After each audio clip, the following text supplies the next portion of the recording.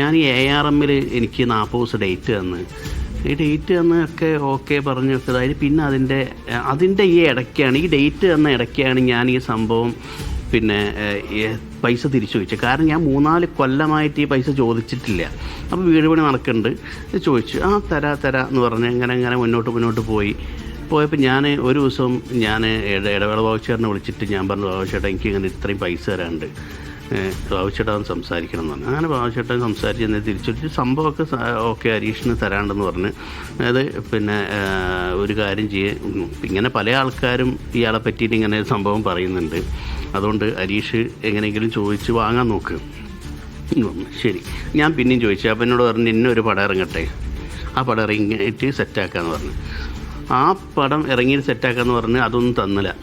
അപ്പോൾ അതിൻ്റെ ഇടയ്ക്ക് ഈ ARM ഷൂട്ട് തുടങ്ങി. എനിക്ക് എന്നെ വിളിച്ചതുമില്ല, ഒന്നുമില്ല.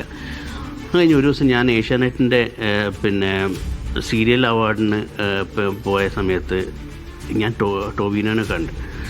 അപ്പോൾ ഞാൻ ടോവിനുമായിട്ട് സംസാരിക്കാനൊന്നുമില്ല. ടോവി പിന്നെ സ്റ്റേജിൽ കയറി ഞാൻ ഒരു അവാർഡ് കൊടുത്ത് ജസ്റ്റ് ഇറങ്ങി ഞാൻ പോന്നിട്ട് ഞാൻ കുറേ ദൂരം പോന്നു. ഞാൻ ഒരു 5-6 കിലോമീറ്റർ പോന്നു കഴിഞ്ഞിട്ട് ഞാൻ ടോവിനെ വിളിച്ച്.